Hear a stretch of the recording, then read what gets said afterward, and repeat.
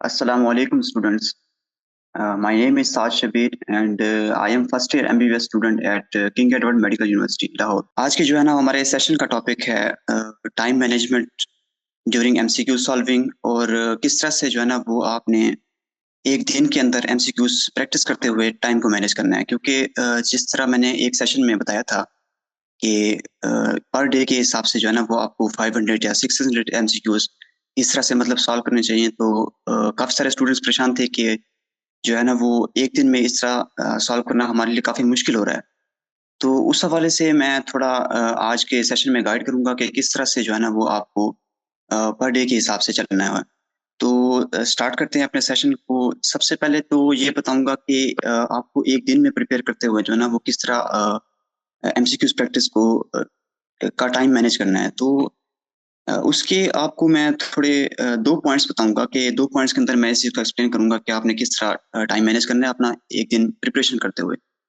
तो एक तरीका तो ये है कि आपने जो है ना वो आप अपने हिसाब से ये देख लें कि आपको इन दोनों में से कौन-सा अच्छा लगता है। तो पहला पॉइंट ये है कि या तो आप 10 से 15 दिन जो है ना वो आप इस तरह रख लें कि पहले 10 दिन या पहले 15 दिन, महीने के पहले 15 दिन मैंने जो है ना वो अपने सारा सिलेबस कवर करना है। जिस तरह से आपका फर्स्ट ईयर और सेकंड ईयर का सिलेबस मिला के जो पीएमडीसी ने अनाउंस किया है, आप इस तरह कर लें कि पूरा सिलेबस पहले कवर कर लें और फिर नेक्स्ट 15 दिन जो है ना वो आप सारा प्रैक्टिस करें।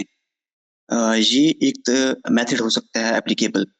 और सेकंड ये होगा कि या तो आप पर डे मतलब जिस जिस तरह आप फिजिक्स का चैप्टर कोई भी करते हैं, चैप्टर 1 करते हैं, चैप्टर 2 करते हैं, इस तरह से अगर आप कोई भी चैप्टर करते हैं फिजिक्स का तो आप उसके साथ ही उसका एक टेस्ट बना के उसकी प्रिपरेशन कर सकते हैं जो कि मेरे हिसाब से जो पॉइंट 2 मैंने बताया कि आप एक चैप्टर करते हैं, चैप्टर के साथ ही आप जो है ना वो एमसीक्यूज की प्रैक्टिस कर लें तो ज़्यादा वो बेनिफिशियल होगा।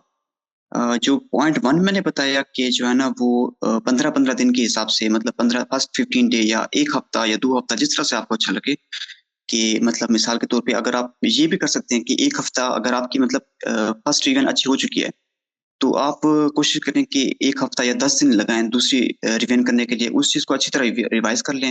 रिवाइज़ करने के बाद ही आप जो है ना वो 10 दिन, 15 दिन जितने भी आपको लगें मुनासिब, उस प्रिपरेशन के हवाले से आप उसकी प्रैक्टिस कर लें। जो कि ये मेथड भी आप जो है ना वो अप्लाई कर सकते हैं। और दूसरा मेथड जो मैंने आपको ये बताया कि एक दिन जितने भी चैप्टर आप कर रहे हैं, साथ-साथ चैप्टर वाइज़ जो है ना वो आप प्रैक्टिस करते जाएँ। जो कि ज़्यादा बेनिफिशियल रहेगा मेरे हिसाब से, क्योंकि एक तरह से आप जब चैप्टर प्रिपेयर कर लेंगे ना, तो उसकी जब प्रैक्टिस करेंगे तो उसके साथ ही आपकी एक रिवीजन होती जाएगी, जो कि प्रैक्टिस के साथ जो रिवीजन होती है वो काफ़ी ज़्यादा टाइम के लिए याद रह जाती है आपके लिए, क्योंकि इस तरह से होता है कि एमडी कैट में सिलेबस होता है काफ़ी ज़्यादा।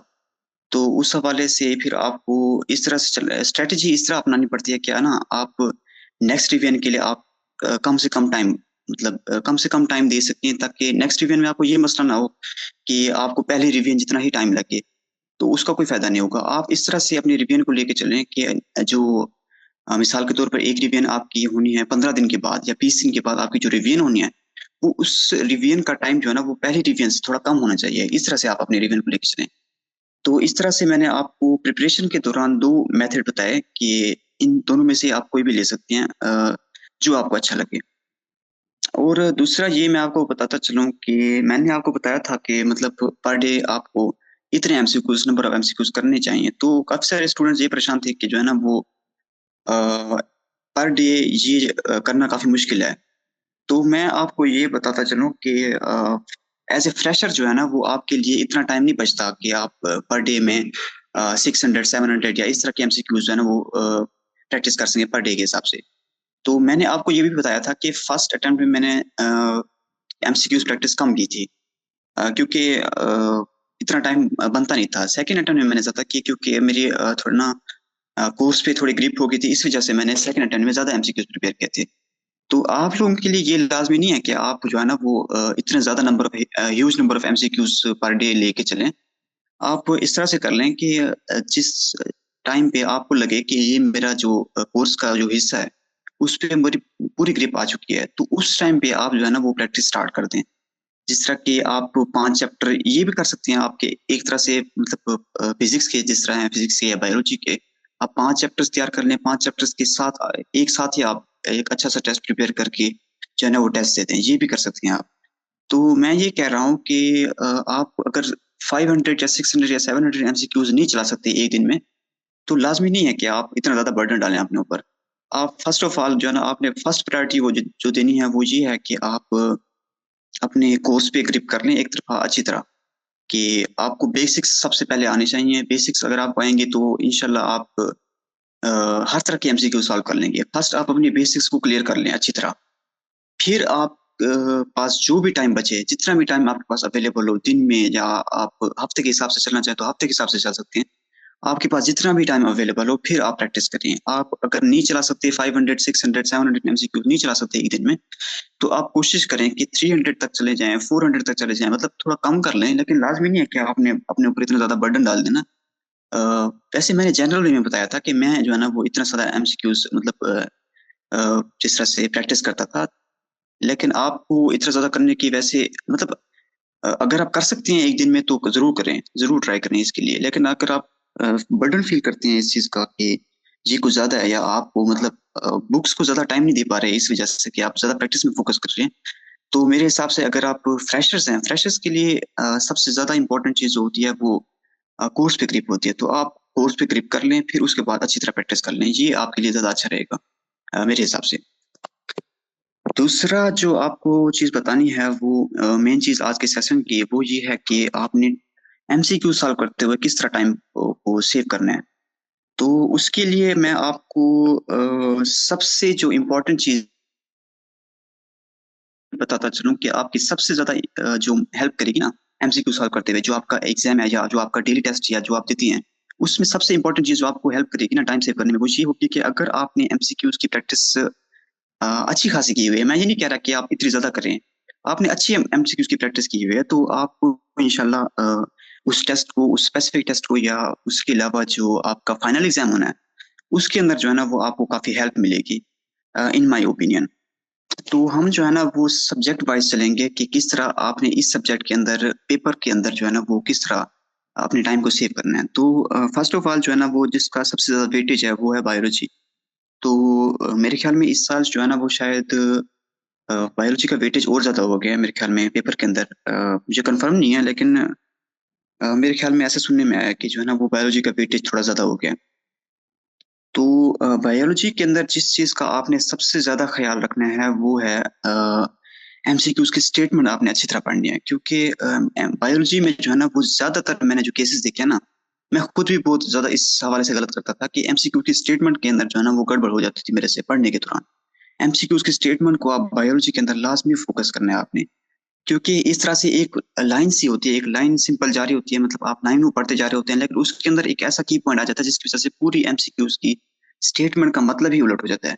जिस तरह की मिसाल के तौर पर कि एक्सेप्ट के वर्ड आ जाते हैं एंड के अंदर, कि पूरी स्टेटमेंट ऐसे जाती जाती जाती जाती है और एंड में कोई लफ्ज एक्सेप्ट कहा जाता है, तो उसकी पूरी की पूरी स्टेटमेंट नेगेटिव में चली जाती है, तो उस पूरी स्टेटमेंट का मतलब ही और हो जाता है। तो आपको इस एक हवाले से बायोलॉजी के अंदर, खासतौर के अंदर, कि इस हवाले से खास ख्याल रखना है स्टेटमेंट के हवाले से। क्योंकि मैंने काफी केसेस देखे हैं कि बच्चे कह रहे होते थे कि जो है ना वो हमें बायोलॉजी की स्टेट एमसीक्यू अच्छी तरह आती थी, लेकिन स्टेटमेंट्स ना पढ़ने की वजह से जो है ना वो हमारी ये एमसीक्यू गलत हुई हैं। और मैं आपको बताता चलूं कि फर्स्ट जो अटेम्प्ट मैंने दी थी 2023 में, उसके अंदर मेरे जो है ना वो बायोलॉजी के आई थिंक 13 to 14 एमसीक्यूज गलत हुए थे, जिनमें से आई थिंक मेरे 10 एमसीक्यूज जो है ना वो इस वजह से गलत हुए कि स्टेटमेंट अच्छी तरह ना पढ़ना। तो स्टेटमेंट बायोलॉजी में आपने खास तौर पे फोकस करना है, और आपने जो है ना वो स्टेटमेंट पढ़ते हुए भी टाइम को थोड़ा सेव करना है, कि इस तरह से बाजू का जो है ना वो स्ट्रेस इतना फील होता है ना कि पहली दफा जब बंदा स्टेटमेंट पढ़ता है ना, कि कोई भी स्टेटमेंट होती है उसको पहली दफा पढ़ता है तो वो स्टेटमेंट ऐसे ऊपर से ही निकल जाती है, मतलब कुछ समझ नहीं आता। तो आप फर्स्ट टाइम जो स्टेटमेंट जब पढ़ रहे हो ना फर्स्ट टाइम, तो उस हवाले से मैंने शायद कल भी बताया था कि फर्स्ट टाइम स्टेटमेंट को रीड करते हुए ना आपने लाजमी जो है ना वो जो है ना की पॉइंट्स को आपने हाईलाइट कर लेना है। इधर आप क्वेश्चन पेपर के ऊपर भी कर सकते हैं इंशाल्लाह, आपके कोई मतलब नहीं रो सकता उसमें। एनुअल में भी जो है ना वो जो आपका मेन टेस्ट होना है उसमें भी जो है ना वो आप क्वेश्चन पेपर के ऊपर निशान लगा सकते हैं, उसके ऊपर कोई रोक टोक नहीं होगी आपको। तो की पॉइंट्स को आप खास तौर पे जो है ना वो हाईलाइट कर लें, ताकि जो है ना जैसे ही आप क्योंकि स्टेटमेंट एक दफा नहीं पढ़नी होती, कभी स्टेटमेंट को 2 से 3 दफा लाजमी पढ़ना होता है। अगर एक दफा पढ़ेंगे ना तो आपकी जो है ना वो गलती का चांस ज्यादा हो जाएगा। तो आपने हर एमसीक्यूज को जो है ना वो जिम्मेदारी के साथ सॉल्व करना है। स्टेटमेंट्स में आपने 2 दफा लाजमी पढ़ना है एक स्टेटमेंट को। पहली दफा पढ़ें उसमें की पॉइंट्स नोट डाउन करते जाएं, दूसरी दफा जब पढ़ें तो सिर्फ और सिर्फ उन्हीं जो है ना वो की पॉइंट्स को आपने पढ़ना है। फिर आपको पूरी जो वाई वाले वर्ड्स, वाई, दीज, देयर, फलां फलां, ये वाले जो वर्ड्स हैं ये आपको पढ़ने की दोबारा जरूरत नहीं है। आप सिर्फ की पॉइंट्स देखें, फिर आप सीधा आप अपने आंसर की तरफ जाएं। जो ऑप्शन है आपके नीचे 4 ऑप्शन या जितने भी होंगे वो ऑप्शंस की तरफ चले जाएं। तो बायोलॉजी में पेपर सॉल्व करते हुए आपको 2 चीजों का लाजमी ख्याल रखना है। एक तो आपने एमसीक्यू स्टेटमेंट को, दूसरा ये है कि आपको आपकी अप्रोच ये होनी चाहिए कि बायोलॉजी के अंदर आपको क्योंकि ये है थोड़ा बायोलॉजी में नॉलेज बेस्ड क्वेश्चन ज्यादा आते हैं, तो आपको ये ख्याल रखना है कि बायोलॉजी के अंदर आपने लाजमी टाइम सेव करना है एमसीक्यूज के हवाले से। अगर ये भी हो सकता है कि ना मिसाल के तौर पर एक आध एमसीक्यूज ऐसे टिपिकल आ जाती है तो उसके ऊपर टाइम जरूर दें कि ज्यादा बड़ी वाली स्टेटमेंट आ गई या बाज़ औक़ात एक आध चैप्टर ऐसा है जिसमें जो है ना वो आपको बायोलॉजी में भी रफ करना पड़ सकता है, रफ मतलब रफ सॉल्व करना पड़ सकता है। तो उस हवाले से ये हो सकता है कि एक आध एमसीक्यूज ऐसा आ जाए जिसके अंदर आपको ज्यादा टाइम लगाना पड़े, तो आप जरूर उसके ऊपर ज्यादा टाइम लगाएं। इस हवाले से बिल्कुल परेशान नहीं होना कि एक एमसीक्यूज या 2 एमसीक्यूज ज्यादा टाइम ले रहे हैं तो उनको लेने दें, कोई मसला नहीं है। 1-2 एमसीक्यूज के लिए अगर मिसाल के तौर पर आप एक एमसीक्यू सॉल्व कर रहे हैं, आप फर्स्ट टाइम आपने रीड किया उस एमसीक्यूज को और आप जो है ना वो सेकंड टाइम रीड करने के बाद आप कोई कंक्लूजन पे नहीं पहुंच सके, तो कोशिश किया करें कि उस एमसीक्यू को जो है ना वो एंड में सॉल्व करने की कोशिश करें। क्योंकि बाज़ औक़ात ऐसा हो सकता है कि ना पेपर आप सॉल्व कर रहे हो, पहले मतलब 10 एमसीक्यू सॉल्व कर रहे हो और उनमें से आपने 3 एमसीक्यू छोड़ दिए हो। तो ये हो सकता है कि अगर आप बाकी का जब पेपर सॉल्व करेंगे ना, मिसाल के तौर पे बाकी का बायोलॉजी का पेपर सॉल्व करेंगे, तो हो सकता है कि ना आपको एक उस एमसीक्यूज के हवाले से एक हिंट मिल जाए, या बाज़ औक़ात 2 रिलेटेड एमसीक्यूज भी आ सकते हैं, तो उस हवाले से आपको एक हिंट मिल सकता है। तो लाज़मी नहीं है कि उसी एमसीक्यूज को बिल्कुल उसी टाइम ही सॉल्व करना है आपने।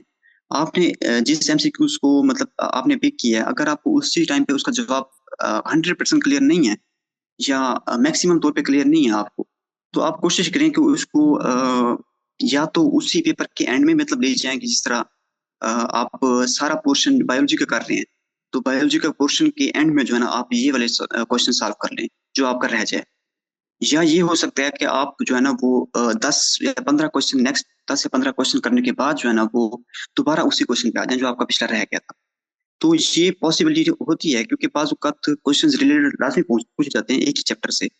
तो एक ही चैप्टर से 4-5 एमसीक्यूज इस तरह आ सकती हैं, तो आपको थोड़ा क्लू मिल सकता है कि ना ये एमसीक्यूज का रिलेशन उससे बन रहा है, तो उससे आपको सवाल जवाब ढूंढने में काफी आसानी होगी। दूसरा हम जो है ना वो चलते हैं केमिस्ट्री के ऊपर। केमिस्ट्री के ऊपर आपने इस तरह से चलना है कि ना जिस तरह की इनऑर्गेनिक की एमसीक्यूज होती है ना वो थोड़ा एज कम्पेयर टू ऑर्गेनिक में ना वो जल्दी सॉल्व हो सकती है। तो आपने कोशिश करनी है जितनी भी इनऑर्गेनिक की न्यूमेरिकल्स के अलावा इनऑर्गेनिक की जितनी भी एमसीक्यूज आए, आपने कोशिश करनी है कि जो है ना वो जल्दी सॉल्व कर लेनी है, जल्दी सॉल्व करने की कोशिश करनी है। लाजमी नहीं है कि उनको मतलब ज्यादा जल्दी ही सॉल्व कर लें, मतलब अच्छी तरह और जल्दी सॉल्व करनी है इनऑर्गेनिक की एमसीक्यूज। ऑर्गेनिक में आपको थोड़ा टाइम लग सकता है क्योंकि रिएक्शंस होते हैं, तो रिएक्शंस के मैकेनिज्म के लिहाज से आपको चलना पड़ता है। तो इस हवाले से जो है ना वो अ, मेरे हिसाब से इनऑर्गेनिक की एमसीक्यूज जल्दी सॉल्व कर लेनी चाहिए एज कम्पेयर टू ऑर्गेनिक। और इनऑर्गेनिक में जो न्यूमेरिकल्स होती हैं, न्यूमेरिकल्स के हवाले से आपको बताता चलूं कि आपने जो भी वैल्यू देखनी है ना, मिसाल के तौर पे फर्स्ट चैप्टर जो केमिस्ट्री का है उसमें जो न्यूमेरिकल्स आने हैं ना वो थोड़े टिपिकल होते हैं, बड़ी एमसीक्यूज वाले, बड़ी एमसीक्यू स्टेटमेंट वाले। और बाजू का ये होता है कि ना स्टेटमेंट बड़ी होती है लेकिन उसका जो है ना वो आंसर इजी होता है। तो आपने स्टेटमेंट बड़ी देख के जो है ना वो परेशान नहीं होने देना केमिस्ट्री में, खासतौर पे केमिस्ट्री में इस तरह से एमसीक्यू आ जाती हैं। तो बड़ी स्टेटमेंट बाजू का ये नहीं होता कि बड़ी स्टेटमेंट है तो मुश्किल ही होगी, बड़ी स्टेटमेंट होती है तो इजी, मोस्ट ज्यादा ज्यादा चांसेस होते हैं कि बड़ी स्टेटमेंट जो है ना वो इजी इजीली सॉल्व हो जाती है। तो इस हवाले से और खास तौर पे जो है ना वो आपने जो बड़ी स्टेटमेंट वाले होते हैं उसमें जो है ना वो लाजमी आपने जो पॉइंट्स हैं वो लाजमी हाईलाइट कर लेने हैं, क्योंकि आपको बड़ी स्टेटमेंट ज्यादा टाइम पढ़ने का जो है ना वो कोई फायदा नहीं होगा। क्योंकि बड़ी स्टेटमेंट में काम की चीज जो है ना वो दो तीन ही होते हैं जो आपको मेन फार्मूले की तरफ ले जाते हैं। तो आपने कोशिश करनी है कि उस स्टेटमेंट के अंदर जो है ना वो ज्यादा टाइम नहीं लगाना। उसमें की पॉइंट्स ढूंढे, जो वैल्यूज आपको फाइंड आउट करनी है उसके ऊपर क्वेश्चन मार्क लगा दें, ताकि एंड में आपको पता हो कि जो है ना मैंने ये चीज फाइंड करनी है, तो उस हवाले से आपका फार्मूला बने, आप उस चीज को फौरन रिजल्ट के ऊपर पहुंच जाए। तो ऑर्गेनिक के हवाले से आपने ये करना है कि कुछ रिएक्शंस ऐसे होते हैं जिनका एक खास शॉर्टकट बना होता है। शायद आपको सर ने भी बताया हो वो शॉर्टकट्स किस तरह से चलते हैं। तो वो शॉर्टकट लाजमी नहीं होते कि आपको हर एमसीक्यूज के ऊपर अवेलेबल हो, लेकिन ये होता है कि बाजू का जो है ना वो कुछ एमसीक्यूज के लिए जो है ना वो आपको इजीली हेल्प आउट कर सकते हैं, जो कि लेकिन मैं आपको ये मशवरा नहीं दूंगा कि आप शॉर्टकट्स के ऊपर चलें। आप जरूर मैकेनिज्म लाजमी जानें, मैकेनिज्म के बाद मैकेनिज्म से सॉल्व करें, अगर उससे सॉल्व नहीं हो रहा फिर आप जो है ना वो शॉर्टकट की तरफ जाएं। तो इस तरह से आप चल सकते हैं। नेक्स्ट हम चलते हैं फिजिक्स के ऊपर। तो फिजिक्स जो है ना वो lot of time consuming subject है as compare to other subjects. तो आपकी ये कोशिश करनी है कि आपने बायोलॉजी से टाइम सेव करना है, आपने केमिस्ट्री से टाइम सेव करना है, आपने बाकी सारे सब्जेक्ट से जो है ना वो टाइम सेव करके आपने जो है ना वो फिजिक्स के ऊपर इन्वेस्ट करने की कोशिश करनी है। आप अगर मिसाल के तौर पर बायोलॉजी से 5 मिनट सेव कर ले, केमिस्ट्री से 5 मिनट सेव कर लें और इंग्लिश से 3-4 मिनट, इस तरह लॉजिकल से 2-3 मिनट सेव कर लें, तो आपके कम से कम जो है ना वो 15 से 20 मिनट बन जाते हैं टोटल एज ए होल, जो आप फिजिक्स में ऐड कर सकते हैं। तो ये आपके लिए काफी जो है ना वो हेल्पफुल साबित होगी अगर आप बाकी सब्जेक्ट से टाइम सेव कर लें तो। नहीं भी होता तब भी काफी है, आप कम से कम जो है ना वो फिजिक्स के लिए 1 मिनट लाजमी रखें एक एमसीक्यू को सॉल्व करने के लिए। फिजिक्स में जो है ना वो ज्यादा टाइम कंज्यूमिंग एमसीक्यूज कैलकुलेशन वाली नहीं होती, ज्यादा टाइम कंज्यूमिंग एमसीक्यूज आपकी स्टेटमेंट्स वाली होती हैं, जिनके मतलब स्टेटमेंट्स इस तरह से होते हैं कि स्टेटमेंट एमसीक्यूज की स्टेटमेंट बाजू का छोटी होती है, लेकिन जो आंसर्स होते हैं उनकी स्टेटमेंट बाजू का बड़ी हो जाती है। तो आप जो है ना वो कोशिश करें कि कैलकुलेशन इंशाल्लाह आपसे इजीली हो जाएगी। मेरे हिसाब से जितने मैंने पास पेपर से या अपने जो पेपर 2023 या 24 के जो पेपर सॉल्व किए हैं, कैलकुलेशन वाली एमसीक्यू ज्यादा टिपिकल नहीं देखी मैंने। जो स्टेटमेंट्स वाली एमसीक्यूज होती हैं वो ज्यादा मुश्किल देखी है मैंने एज कम्पेयर टू कैलकुलेशन वाली। तो आपने कोशिश करनी है कि कैलकुलेशन वाली के लिए आपने मिसाल के तौर पर 50 सेकंड अगर आपने रखे हैं ना कैलकुलेशन वाले के लिए, तो आपने कोशिश करनी है कि जो स्टेटमेंट्स वाली है उसके लिए आप 60 सेकंड रख लें, 10 सेकंड आपको मार्जिन रखना है, क्योंकि स्टेटमेंट्स वाली एमसीक्यूज थोड़ा उनके उनके रिजल्ट पर पहुंचना जो है ना थोड़ा ज्यादा मुश्किल होता है एज कम्पेयर टू कैलकुलेशन वाले। क्योंकि आप कैलकुलेशन कर रहे होते हैं ना, आपको कैलकुलेशन के दौरान ही पता चल जाता है कि मेरा आंसर लाइकली मोस्ट प्रोबेबली ये होने वाला है। लेकिन स्टेटमेंट्स के लिए आपको चारों स्टेटमेंट्स जो है ना वो चारों आंसर की स्टेटमेंट ABCD आपको क्लियरली पढ़नी पड़ी होंगी। अगर मिसाल के तौर पर वो ए ऑप्शन है, बी ऑप्शन, सी ऑप्शन या डी ऑप्शन की स्टेटमेंट्स कोई बड़ी आ जाती है, तो आप उस स्टेटमेंट्स के अंदर जो है ना वो अच्छी तरह पढ़ना होगा, जो आपको काफी हेल्प आउट करेगी। और दूसरा ये कि लाजमी आपने हर एमसीक्यूज के अंदर ये स्ट्रेटजी अपनानी है कि ना आपने इंपॉर्टेंट पॉइंट्स लाजमी नोट कर लेने हैं। आपने आप रफ पे नोट कर सकते हैं, आप जो है ना वो स्टेटमेंट के अंदर जो की पॉइंट्स हैं आप उसी जगह मार्क भी कर सकते हैं। अभी तो आप लोग शायद ऑनलाइन एमसीक्यूज सॉल्व कर रहे होंगे, तो आप कोशिश करिए आप एक रफ पेपर लें, रफ के ऊपर जो है ना वो 3-4 चीजें जो इंपॉर्टेंट होती हैं वो नोट कर लें, फिर उसके मुताबिक आप उन रफ के ऊपर चीज देखें, फिर आप जो है ना वो नेक्स्ट कंक्लूजन पे पहुंचे। तो इस तरह से आपका थोड़ा टाइम सेव हो सकता है। इसके अलावा इंग्लिश के लिए जो है ना वो थोड़ा टफ है। तो इंग्लिश के लिए आप जरूर जो है ना वो 1 मिनट लाजमी रखें एमसीक्यूज को सॉल्व करने के लिए, क्योंकि इंग्लिश के एमसीक्यूज जो है ना वो बाजू का टिपिकल आ भी जाती हैं। लेकिन आप ये चीज ध्यान में रखें कि इंग्लिश की सारी एमसीक्यूज टिपिकल नहीं आनी। इंग्लिश की हाफ एमसीक्यूज कम से कम जो है ना वो थोड़ी डिफरेंट डिफिकल्ट लगती हैं। हाफ एमसीक्यूज आपके बिल्कुल जो है ना प्रॉपर, जिस तरह एफएससी की आपकी इंग्लिश होती है ना, बिल्कुल बेसिक सी हाफ एमसीक्यूज आपके पैसे ही आने हैं। और जो नेक्स्ट हाफ एमसीक्यूज हैं उसके ऊपर आपने ज्यादा टाइम लगाने की कोशिश करनी है। तो कोशिश ये करनी है कि मिसाल के तौर पर अगर फर्स्ट इंग्लिश के फर्स्ट 9 एमसीक्यूज हैं, फर्स्ट 9 में से जो है ना वो आपके 4 इजीली सॉल्व हो रहे हैं, तो आप उन 4 को इजीली सॉल्व कर लें। नेक्स्ट 5 को आप थोड़ा पोस्टपोन कर लें। आप नेक्स्ट 9 स्टेप सॉल्व करेंगे, उनमें से भी बाजू का होता है कि कुछ रह जाते हैं, तो इजीली एमसीक्यू जो सॉल्व हो जाए उनको पहले कर लें। ये एक अच्छी स्ट्रेटजी है मेरे हिसाब से कि आप अगर फर्स्ट 100 एमसीक्यूज, मिसाल के तौर पर आप इस तरह से भी कर सकते हैं कि फर्स्ट 100 एमसीक्यूज करें, उनमें से जो है ना वो मिसाल के तौर पर आप 80 जो है ना वो इजीली सॉल्व कर लेते हैं। जो नेक्स्ट 20 हैं उनके लिए एक स्पेशल टाइम निकालें पेपर के अंदर ही। ये मैं आपको फाइनल पेपर के लिए बता रहा हूँ कि फाइनल में जो है ना वो पास औकात ऐसा होता है कि एमसीक्यूज मुश्किल आ सकती हैं, तो मुश्किल एमसीक्यूज लाजमी नहीं है कि आप बिल्कुल उसी टाइम ही सॉल्व करें। आप ये कर सकते हैं कि या तो फर्स्ट 100 एमसीक्यूज के बाद उस एमसीक्यूज को टाइम दे दें, या ये हो सकता है कि आप पेपर के एंड में जो है ना वो टाइम सेव कर लिए उन एमसीक्यूज को जो है ना वो सेपरेट टाइम देते हैं। इस तरह से ये होगा कि आपके ऊपर ना एक तरह से प्रेशर बिल्डअप नहीं होगा कि आप मिसाल के तौर पर एक एमसीक्यूज आप सॉल्व कर रहे हैं ना कैलकुलेशन वाला, वो आपसे कैलकुलेशन बाजू का ये होता है कि उसी टाइम नहीं हो रही होती, कि बाजू का आपका दिमाग उस तरह से काम नहीं कर रहा होता, तो आप कोशिश करें कि उस एमसीक्यूज को एंड में ले जाएं।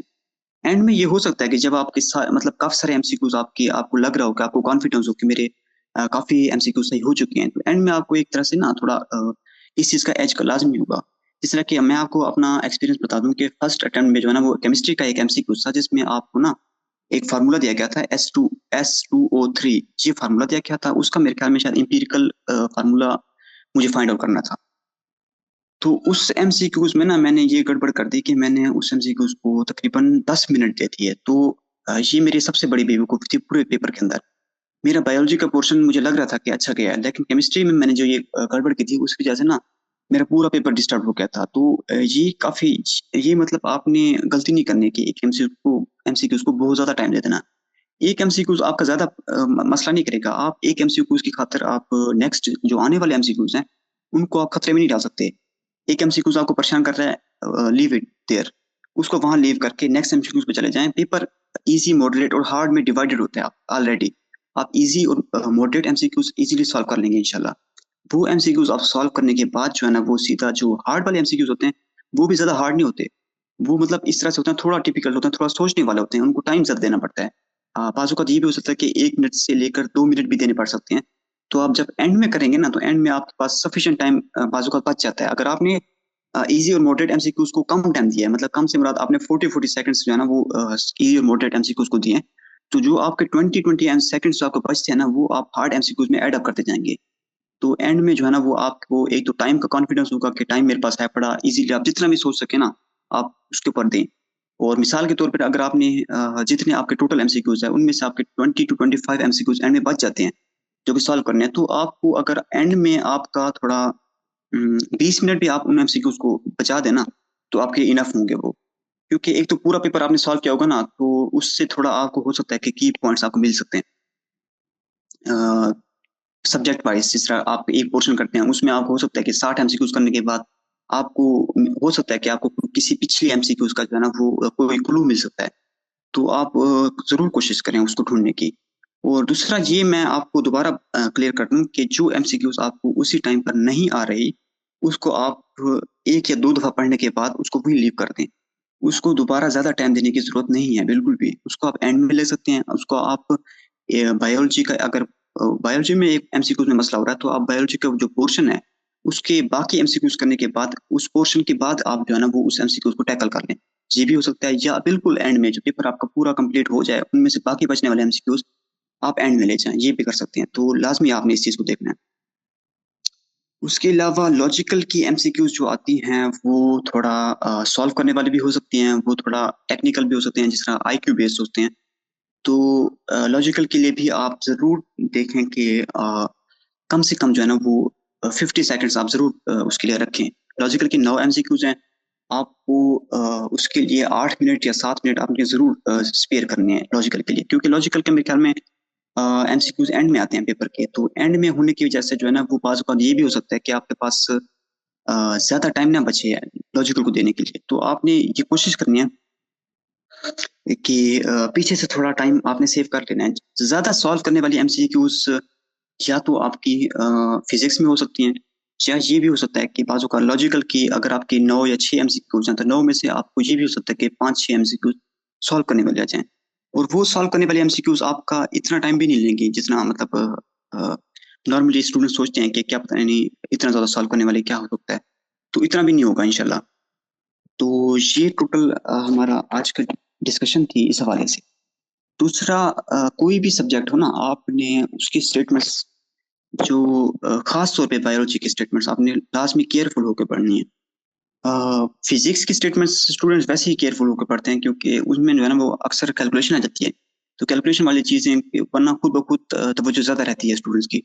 लेकिन बायोलॉजी का जो एमसीक्यूज होते हैं ना, उसमें बाज़ औक़ात ये होता है कि फोकस आपका स्टेटमेंट से हट सकता है। तो आपने वो फोकस नहीं जाने देना अपना उस स्टेटमेंट के ऊपर। जो मेन पॉइंट्स होते हैं, खास तौर पे आपने ना जो नेगेटिव एडवर्बियल्स होते हैं ना, नेगेटिव एडवर्बियल्स मिसाल के तौर पे एक्सेप्ट या नॉट वाले या ऑल एक्सेप्ट वाले वर्ड्स हो ना, उनके ऊपर आपने खास तौर पे नेगेटिव एडवर्बियल पे खास तवज्जो करनी है आपके ऊपर, क्योंकि पूरी स्टेटमेंट उनके ऊपर जो है ना वो उनकी वजह से नेगेटिव हो जाती है। तो नेगेटिव होने की वजह से आपका जो आंसर आंसर होता है वो आपने चार ऑप्शन में से गलत ऑप्शन सेलेक्ट करना होता है, जो कि गलत होता है वो सिलेक्ट करना होता है, और आपका गलत ऑप्शन ही आपका सही होता है। मिसाल के तौर पर अगर वो कहते हैं कि all except the following is true, तो आपको आपने अब आपने ट्रू नहीं ढूंढना, आपने सही ऑप्शन नहीं ढूंढना, अब आपने वो ऑप्शन जो ना जो उन चारों में से गलत हो, तो उन चारों में से जो गलत चीज होगी वही आपका ट्रू ऑप्शन होगा। तो इस हवाले से आपने जरूर ख्याल रखना है स्टेटमेंट्स के हवाले से। और दूसरा एक तो आपको स्टेटमेंट्स के हवाले से खास तौर पे आपको बताना था। दूसरा, अब आपके जो क्वेश्चंस हैं वो आप काइंडली सेंड कर सकते हैं अभी। अब आपके क्वेश्चंस जो है ना वो मैं आंसर करने के लिए रेडी हूँ। तो जो भी आपके क्वेश्चंस हैं इस हवाले से, एमसीक्यूज के हवाले से, वो आप अभी बताते हैं, क्योंकि कल भी आपके काफी क्वेश्चंस रह गए थे। तो काइंडली आप जो भी क्वेश्चंस हैं आपके वो जरूर शेयर करें। फर्स्ट क्वेश्चन ये है कि दिन में कितना पढ़ना चाहिए। तो मैं आपको स्पेसिफिक नहीं बता सकता कि दिन में इतना पढ़ना चाहिए तो काफी है। तो मैं आपको थोड़ा इस हवाले से हिंट दे देता हूँ कि आप ना डे वाइज अपनी एक तरतीब बना लें। डे वाइज में आप ये भी कर सकते हैं कि आप ना पूरे दिन के अंदर अ, 2 सब्जेक्ट चलाना चाहें 2 सब्जेक्ट चला सकते हैं, आप 3 सब्जेक्ट चलाना चाहते हैं आप 3 भी चला सकते हैं। लेकिन आपने कभी भी ना दिन में पूरे दिन में एक सिलेबस एक सब्जेक्ट नहीं चलाना। जिस तरह की अगर बायोलॉजी है तो पूरा दिन बायोलॉजी को देने से ना एक तो ये होगा कि आपको एक तरह से बोरिंग हो सकती है आपके लिए वो सब्जेक्ट। तो आपने कोशिश करनी है कि कम से कम जो है ना वो एक मेजर सब्जेक्ट, जिस तरह की बायोलॉजी एक मेजर सब्जेक्ट है उसका वेटेज ज्यादा है, और एक ऐसा सब्जेक्ट चलाएं जिसका वेटेज थोड़ा कम है। तो आप ज्यादा वेटेज वाले सब्जेक्ट को उस दिन के अंदर ज्यादा टाइम दें और कम वेटेज वाले को कम दें। एक तो ये हो सकता है कि आप जो है ना वो पूरे दिन के अंदर आप अपने आवर्स डिवाइड करते हैं, हाफ आवर्स में ना जो आपने अपनी बुक्स को देनी है और हाफ आवर्स आपने प्रैक्टिस को देनी है। तो एटलीस्ट जो है ना वो एकेडमिक टाइम के अलावा आपने एकेडमिक टाइम के अलावा जो एटलीस्ट आपने मेरे हिसाब से 10 आवर्स ऑफ टाइम में लाजमी देने। अगर मिसाल के तौर पर जिस तरह हमें भी हमारे सर ने एक मशवरा दिया था कि अगर आपकी एकेडमी टाइम जो है ना वो 6 आवर्स की है, तो आप कोशिश करें कि आप घर में जो है ना वो 10 आवर्स सेल्फ स्टडी लाजमी करें। अगर आपका एकेडमी टाइम 5 आवर्स है तो आपने 11 आवर्स कोशिश करनी है कि आप सेल्फ स्टडी करें। तो इस तरह से मतलब टोटल आपका पूरे दिन के अंदर जो है ना वो 16 आवर्स आपके 16 to 15 आवर्स, ज्यादा नहीं, आपने 15 to 16 आवर्स आपने इस हवाले से लाजमी चलाने हैं, जो कि एक एमटी के टॉपर के लिए लाजमी है। अगर आपने एमटी केट में अच्छा स्कोर करना है तो आपको लाजमी जो है ना वो 15 to 16 आवर्स लाजमी इन्वेस्ट करने होंगे अपने। बाकी जो टाइम बचे ना जिस तरह के आपके बाकी 8 आवर्स बचती हैं पूरे दिन में, 16 के अलावा या 15 के अलावा जो 9 बचे हैं आपके, उनमें आपने कोशिश करनी है कि ज्यादा टाइम आप ना जिस तरह बाकी आपका खाना वगैरह वगैरह नमाज लाजमी पढ़नी है आप लोगों ने। खाना नमाज इस तरह करने के बाद आपका जितना भी टाइम बचे ना आप थोड़ा मतलब सोशल मीडिया यूज कर सकती हैं, लेकिन ज्यादा मैक्सिमम टाइम आपने सोने में लगाना है कि आपकी लाजमी जो है ना वो नींद पूरी होनी चाहिए। क्योंकि जिस तरह आपकी मतलब अगर आपकी 6 to 7 आवर्स की अगर आपकी नींद हो ना तो आपका पूरा दिन जो है ना वो इस तरह से फ्रेश गुजरता है, मतलब आपका काम करने में दिल भी लगता है। तो आपने लाजमी कोशिश करनी है कि आप बाकी एक्टिविटीज अगर आपकी छूट रही हैं तो कोई मसला नहीं है, लेकिन आपकी नींद जो है ना वो लाजमी पूरी हो जानी है। तो आप कोशिश करें 15 आवर्स या मैक्सिमम आपने 16 आवर्स लाजमी आपने एक दिन में सेल्फ स्टडी को देना है। नेक्स्ट क्वेश्चन ये है कि केमिस्ट्री में और फिजिक्स में जो न्यूमेरिकल बेस्ड क्वेश्चन होते हैं वो मैंने किस तरह कैलकुलेटर के बगैर सॉल्व किए थे। तो मैं आपको बता दूं कि जो आप सोच रहे हैं ना कि कैलकुलेशन बेस्ड, तो बड़ी बड़ी कैलकुलेशन नहीं आती इतनी, बाजुकात बहुत छोटी छोटी कैलकुलेशंस आती हैं। आपको कैलकुलेशन के अंदर ये करना है कि जिस तरह फिजिक्स के अंदर आपने कोई कैलकुलेशन कर रहे हैं उसमें आपको ग्रेविटेशनल जो कांस्टेंट है जी, जी की जो वैल्यू होती है वो रियल वैल्यू अर्थ के ऊपर ना 9.8 है और मून के ऊपर उसकी वैल्यू 1.6 है, सॉरी 1/6 है ऑफ द अर्थ। तो आपने कोशिश करनी है कि 9.8 जो है ना वो नहीं पुट करनी है, आपने आपने कैलकुलेशन के अंदर 10 पुट करनी है उसको। तो इस तरह से आप ना इजी वे में कैलकुलेशन चलते हैं। बात का ये होता है कि जो आंसर्स होते हैं वो ज्यादा क्लोज नहीं आते, थोड़े दूर दूर आंसर होते हैं। मतलब 5 या जिस तरह एक आंसर आता है 100, 200, 300, 400, इस तरह के आंसर ऑप्शंस भी आ जाते हैं। तो लाजमी नहीं होता कि सारे जो है ना वो क्लोज क्लोज आंसर्स ही हों। तो आपने दोनों तरह से प्रिपेयर करना है कि आपको कैलकुलेशंस, मतलब एक तरह तो आप डेली जब आपकी प्रैक्टिस हो ना, डेली कैलकुलेशन बेस्ड जो भी एमसीक्यूज हो, आपकी जो प्रैक्टिस चल रही हो, उसके अंदर जो है ना वो आपने हरगिज कैलकुलेटर यूज नहीं करना, चाहे जो कुछ भी हो जाए। जिस तरह की डिफिकल्ट एमसीक्यूज आ जाए ना, आपने उसके अंदर कैलकुलेटर बिल्कुल भी यूज नहीं करना। चाहे आपको, अगर मिसाल के तौर पर पेपर के अंदर ना जो अंडर रूट वाली जो कैलकुलेशंस होती हैं, तो अंडर रूट वाली कैलकुलेशंस ये नहीं होती कि आपको अंडर रूट वाली कैलकुलेशन में परफेक्ट स्क्वायर दी जाता है, कि मिसाल के तौर पर एक आपको 125 या 25 इस तरह से आपको वैल्यूज दी जाती हैं, उनका वो परफेक्ट स्क्वायर में होती हैं। आप उन चीज की टेंशन ना लें कि अंडर रूट की वैल्यूज किस तरह मालूम करेंगे या इस तरह से होगा। तो मेरे हिसाब से कैलकुलेशन इतनी ज्यादा डिफिकल्ट नहीं आती जिस तरह आप सोच रहे हैं कि कैलकुलेशन इजीली हो जाएंगी इंशाल्लाह आपसे। तो एक तो आपने डेली प्रैक्टिस के अंदर ना वो कैलकुलेटर लाजमी यूज बिल्कुल भी यूज नहीं करना। मतलब आपने बिल्कुल जो है ना इन मंथ्स के अंदर खास तौर पे आपने जितना आपके पास टाइम रह गया है, आप सारी कैलकुलेशन जो है ना वो जुबानी करें। हर चीज डिवाइड करें खुद से, मल्टीप्लाई जो भी करना है खुद से करें। और पेपर के अंदर जितनी भी कैलकुलेशन आती है ना, वो सिंपल जो आपकी बेसिक कैलकुलेशन है ना, मल्टीप्लीकेशन डिवीजन, यही होती है और कोई भी नहीं होता। ना आपको कोई लॉग वाली वैल्यू आपको मालूम करने के लिए होगी। हाँ, केमिस्ट्री का एक चैप्टर है जिसमें आपको ना थोड़ी लॉग की वैल्यूज मालूम होनी चाहिए। मेरे ख्याल में केमिस्ट्री का चैप्टर नंबर 8 है फर्स्ट ईयर का। तो उसमें आपको log 10, log 1, log 10 raise to power minus की जितनी भी वैल्यूज है ना, वो आपको लाजमी पता होना चाहिए। log 10 की वैल्यू पता होना चाहिए जो कि 1 है। log 1, log 10 raise to power something 3, 2, 1, ये छोटी छोटी वैल्यूज आपको लाजमी पता होना चाहिए। तो इस अगर आपको ये छोटी वैल्यूज पता होंगी ना लॉग के हवाले से आपको इतना ही पता होना चाहिए। उसके अलावा और कोई भी वैल्यू आपने याद करने की कोई जरूरत नहीं है। तो ये चीजें आपको याद होनी चाहिए। उसके अलावा कैलकुलेशन के हवाले से आपने परेशान नहीं होना कि लंबी लंबी कैलकुलेशन आपको नहीं आएंगी। एक आध एमसीक्यूज आ सकते हैं, वो भी इंशाल्लाह आपसे सॉल्व हो जाएगा। इंशाल्लाह आपकी प्रैक्टिस अच्छी हो जाएगी उसके लिए। नेक्स्ट क्वेश्चन ये है कि जो प्रिपरेशन करनी है वो सारी बुक से करनी है या जो प्रोविंशियल लेवल की बुक है वो करनी है। तो मैं आपको ये बता दूं कि सबसे पहला फोकस आप अपनी प्रोविंस की टेक्स्ट बुक को ही दें।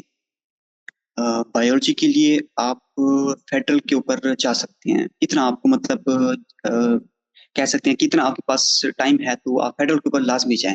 फेडरल से एमसीक्यू बाज़ औक़ात पूछ ली जाती हैं हर टेस्ट के अंदर, क्योंकि मैंने बाकी बोर्ड्स की भी बाकी जो प्रोविंस है ना उनके भी मैंने चेक किया ना पास पेपर में। तो बाज़ औक़ात उनमें भी जो है ना वो फेडरल की एमसीक्यूज आ जाती हैं। जो हमारी पंजाब टेक्स्ट बुक है ना वो थोड़ा क्या कहते हैं कि उसमें एक्सप्लेनेशन थोड़ी कम है। तो हमारे पंजाब का जो यूएचएस बनाती थी ना, पंजाब में हमारे फेडरल के एमसीक्यूज थोड़े बाकी प्रोविंस के मुकाबले में ज्यादा होते थे, क्योंकि हमारी बुक इतनी कंप्रिहेंसिव नहीं है पंजाब टेक्स्ट बुक। लेकिन बाकी प्रोविंस की अगर बुक देखा जाए, जिस तरह बलूचिस्तान की बुक है वो फेडरल से भी ज्यादा अच्छी बुक है लिखी हुई। तो उनमें चांसेस कम होता है, बाकी प्रोविंस में जो है ना फेडरल के आने के चांसेस कम होते हैं एज कम्पेयर टू पंजाब के प्रोविंस में। तो पंजाब वाले स्टूडेंट्स जो है ना वो लाजमी कोशिश करें कि फेडरल को एक टेस्ट लाजमी दे के जाएं। उसके जितने भी पॉइंट्स हैं ना वो आप नोट कर लें। अभी भी आपके पास काफी टाइम थोड़ा है, तो आप जरूर देखें, फेडरल को लाजमी टच करना है।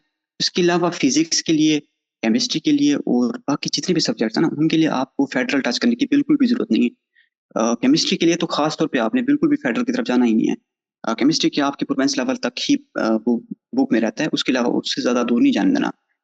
बायोलॉजी में इस वजह से वो प्रोविंशियल लेवल की बुक से ज्यादा आगे जाता है क्योंकि बायोलॉजी का वेटेज ज्यादा होता है।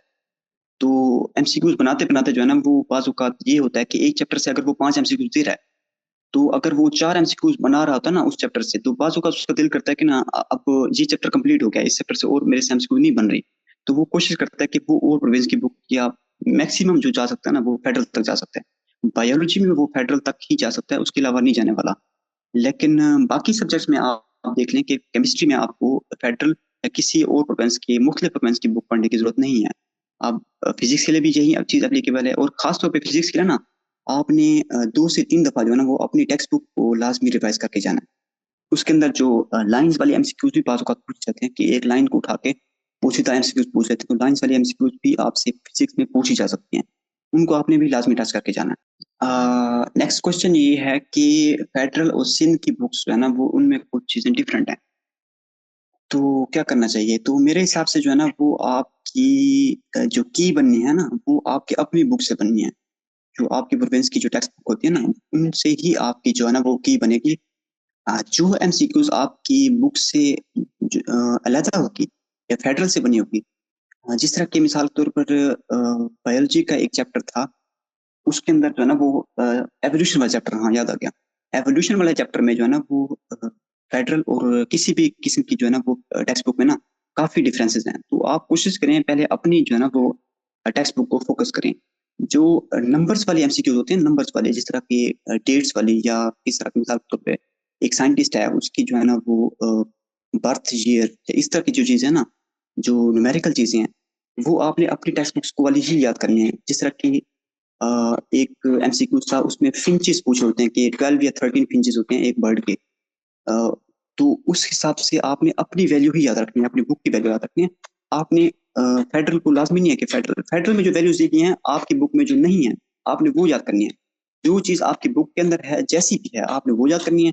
और जिसके अलावा जो चीज आपको अपनी बुक में ना मिले वो आपने जो है ना वो फेडरल से लाजमी दे के जानी है। ये तरीकाकार है। नेक्स्ट क्वेश्चन ये है कि साथ साथ नोट्स बनाना यूजफुल है। तो आप ना आप पहले लेक्चर लेने से पहले जो है ना वो एक दफा अपनी बुक रीड कर लें। जब आप बुक रीड कर लेंगे ना तो आपको पता होगा कि ये पॉइंट्स लेक्चर के अंदर मैंने नोट करने हैं या ये पॉइंट्स बुक के अंदर ऑलरेडी है पढ़ा। तो जो चीज बुक के अंदर ऑलरेडी हो पड़ी है उसको नोट करने की कतई जरूरत नहीं है, वो आपका टाइम वेस्ट होगा। उसको आप रहने दें। जो लेक्चर के अंदर न्यू बात आए ना तो उसको आपने लास्ट में नोट करना है। लेक्चर के अंदर जो भी न्यू बात मिले, जो पांच छह चीजें जो न्यू मिले उनको नोट कर लें, उनका एक अलग नोट्स बना लें। और जो चीजें आपको टेक्स्ट बुक के अंदर ऑलरेडी अवेलेबल हैं उनको नोट करने की आपको कोई भी जरूरत नहीं है, वो आप अपना टाइम सेव करें। नेक्स्ट ये है कि रीसेंट चैप्टर्स हम जब करते हैं तो पिछले चैप्टर्स की रिवीजन भी एक साथ हो सकते हैं, इसका कोई मेथड बताएं। तो आप ये कर सकते हैं कि ना डेली आप 2 आवर्स अपने 15 to 16 आवर्स जो आपका स्केड्यूल बने। मैं आपको फोर्स नहीं कर रहा कि आपने ज्यादा आवर्स मतलब 15 to 16 ही करें, आप थोड़ा कम भी कर सकते हैं। लेकिन आपके मैक्सिमम आवर्स जो है ना वो 12 से ज्यादा होने चाहिए, 12 प्लस आपके लाजमी होने चाहिए। तो उनमें से जो है ना वो आप कोशिश करें कि 2 आवर्स जो है ना वो कम से कम आप पिछला रिवाइज करने में लगाएं। जो आपने एक हफ्ता पहले चीज की है, जिस भी चीज का जिस भी सब्जेक्ट का है, आप कोशिश करें कि वो 2 आवर्स आप लाजमी पिछली चीजों को रिवाइज करें। क्योंकि इससे ये होगा कि ना जब आप जिस तरह आगे बढ़ते जाएंगे ना तो आपके पास टाइम अनफॉर्चुनेटली कम आता जाएगा। तो आप वो अच्छी तरह रिवाइज होता जाएगा अभी से ही, मतलब बाद में आपको टेंशन नहीं होगी रिवाइज करने के लिए। तो डेली आप लाजमी 2 से 3 और जो है ना वो पिछली चीजों को रिवाइज करने में लाजमी लगाएं। नेक्स्ट क्वेश्चन ये है कि some MCQs are confusing due to different quantities in physics, how can I solve best. तो क्वांटिटीज के हिसाब से मुझे आप ये बता दें कि क्वांटिटीज मतलब डिफरेंट बुक्स में डिफरेंट हैं या उसी हवाले से, मतलब क्वेश्चन थोड़ा क्लियर करते हैं कि डिफरेंट बुक्स में डिफरेंट हैं या उसी बुक में ही डिफरेंट हैं, ये आप बता दें। काफी क्वेश्चन क्लियर कर दें आप। अच्छा, क्वेश्चन के अंदर तो क्वेश्चन के अंदर आ, मतलब आप इस तरह पूछ रहे हैं कि डिफरेंट क्वेश्चंस, सॉरी क्वेश्चन के अंदर डिफरेंट क्वांटिटीज होती हैं उनकी वैल्यूज आपको परेशान कर रही हैं, इस तरह से कह रही हैं आप? नहीं, in same question different quantities are used, okay. So different quantities के जो क्वेश्चंस होते हैं ना वो उनको सॉल्व करने का बेस्ट तरीका है, एक दो दफा आपको जो है ना वो इस तरह के एमसीक्यू सॉल्व करने में मुश्किल हो सकती है, फर्स्ट या 2 टाइम्स या कुछ टाइम्स। इसके अलावा आपको ना इस तरह के एमसीक्यूज आ सकते हैं, मतलब आते भी हैं। तो आपको ना यूज टू होना चाहिए इस एमसीक्यूज, इस तरह के एमसीक्यूज के लिए। आप एक दो दफा अगर आप प्रैक्टिस करेंगे ना तो इंशाल्लाह आप उस तरह के एमसीक्यूज के लिए यूज टू हो जाएंगे। इस तरह के एमसीक्यूज टैकल करना थोड़ा डिफिकल्ट है बाकी एमसीक्यूज से जिनकी वैल्यूज ज्यादा होती हैं, डिफरेंट वैल्यूज होती हैं। तो आप कुछ प्रैक्टिस करने की कोशिश करें, इंशाल्लाह आपको उससे थोड़ा फायदा हो सकता है प्रैक्टिस। नेक्स्ट ये प्रॉब्लम है कि रिवीजन के लिए टाइम नहीं बचता। तो ना आप टाइम को ना डिवाइड कर दें, पूरे दिन के टाइम को स्टडी आवर्स फिक्स कर दें कि ये आवर्स जो है ना वो इन इन चीज़ों के लिए हैं, ये आवर्स प्रैक्टिस के लिए हैं, ये आवर्स बुक रीडिंग के लिए हैं। इन चीज़ों को जो है ना वो फिक्स कर लें। जो आपका ना डे के एंड में जो है ना जितना, मतलब मिसाल के तौर पर अगर आप 12 रात के 12 बजे या रात के 11 बजे आप अपनी स्टडी सेशन क्लोज कर लेते हैं, तो आप कोशिश करें कि 11 बजे से पिछले 3 घंटे जो है ना वो आप लास्ट 3 आवर्स आप अपने लाजमी रिवीजन को दें। रिवीजन करना लाजमी है, क्योंकि आप इस तरह से ना, इस तरह तो ऐसा होगा कि आप चीजें न्यू करते जाएंगे लेकिन पिछली वाली चीजें आपको पॉसिबिलिटी है कि भूल सकती हैं। तो लाजमी आप लास्ट 3 आवर्स जो है ना वो दिन के जो भी होते हैं, 3 या 2 आवर्स, अगर 3 नहीं दे सकते तो कम से कम जो है ना वो 2 आवर्स लाजमी आप मिनिमम जरूर रिवीजन के लेते हैं। आप अपने आवर्स डिवाइड करते हैं इस वाले से। नेक्स्ट क्वेश्चन ये है कि जो 600 एमसीक्यूज आपने किए थे सॉल्व, वो लास्ट मंथ में किए थे या पहले किए थे? तो मैं आपको बता दूं कि 600 एमसीक्यूज आपको ना लास्ट मंथ में करने की जरूरत नहीं होती है। आप लास्ट मंथ में सिर्फ और सिर्फ जो है ना वो पास पेपर के एमसीक्यूज करें। जैसे ही आपका लास्ट मंथ स्टार्ट हो ना, आप कोशिश करें कि सिर्फ और सिर्फ पास पेपर की एमसीक्यू को टैकल करना स्टार्ट करें। लास्ट मंथ में आपने न्यू एमसीक्यू स्टार्ट नहीं करनी। जो एमसीक्यू आपने की हुई थी, या मिसाल के तौर पर अगर आप अभी सॉल्व कर रहे हैं एमसीक्यू, और उन एमसीक्यूज में इस तरह आपको नए पॉइंट्स मिलते हैं, नए कॉन्सेप्ट्स मिलते हैं उन एमसीक्यूज के अंदर, तो उनको आप जो है ना वो नोट डाउन करते जाएं। अभी उनका एक स्पेसिफिक नोट्स बना लें, उनको आपने लास्ट मंथ में लाजमी देखने हैं। तो लास्ट मंथ में मैंने ये किया था कि सिर्फ और सिर्फ जो है ना वो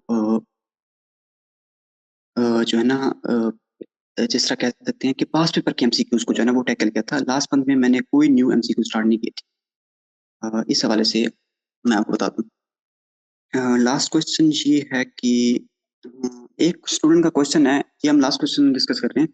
एक स्टूडेंट का ये क्वेश्चन है कि पावर्स में भी बाजुकात वैल्यूज आ सकती हैं, तो आप ना कोशिश करें कि जो पावर्स वाली वैल्यूज है ना उनको पावर्स में रहने दिया करें। आंसर आप सबसे पहले जो ना एक स्टेटमेंट पढ़ें। स्टेटमेंट पढ़ने के फौरन बाद आप फौरन उनके ऑप्शंस देखें कि ऑप्शंस किस तरह, अगर फ्रैक्शंस में उन्होंने आंसर पूछा हुआ तो आप फ्रैक्शंस फ्रैक्शंस वाली चीजें माइंड में रख के ना अ, उस एमसीक्यूज को टैकल करें। अगर उन्होंने पावर में आंसर दिया हुआ है तो आप उस हवाले से एमसीक्यूज को सॉल्व करें कि आपने जितना भी उसके अंदर पावर रहना है आप पावर के अंदर सॉल्व करते हैं, 10 रेज़ पावर समथिंग समथिंग, इस तरह आप सॉल्व करना है। आपने आंसर देख के जो है ना वो क्वेश्चन सॉल्व करने हैं लाजमी। और दूसरा ये कि फ्रैक्शंस और जो पावर्स वाली चीजें होते हैं ना वो ज्यादा लंबी फ्रैक्शंस नहीं होती, मतलब मैक्सिमम जो है ना वो 0.5 0.4 इस तरह से चलती हैं। तो आप ना फ्रैक्शंस लाजमी नहीं कि फ्रैक्शंस आप एग्जैक्ट फ्रैक्शन पे चलें, आप थोड़ा क्लोज भी पहुंच सकते हैं। इतना ज्यादा क्लोज आपसे ऑप्शंस नहीं पूछे जाते, तो आप उस आंसर के जो है ना वो क्लोज भी पहुंच जाना सॉल्व करते करते ये भी मोर देन इनफ होता है। पूरा, क्योंकि एज ए ह्यूमन हम कैलकुलेटर तो हैं ही नहीं। तो आप ये कोशिश करें कि आप आंसर के ना करीब तरीन पहुंच सकें, इस तरह आप सॉल्व करें। लाजमी नहीं है कि आप बिल्कुल एग्जैक्ट आंसर पे पहुंचे फ्रैक्शंस वाले और पावर्स वाले में, लाजमी। स्टूडेंट्स, सेशन क्लोज करने का टाइम हो गया है। आपके बाकी जितने भी क्वेश्चंस रह गए हैं ना वो इंशाल्लाह हम जो नेक्स्ट सेशन होगा ना उसके अंदर हम जरूर टैकल करेंगे। अभी we have to close our session. अपना ख्याल रखिएगा। अल्लाह हाफिज।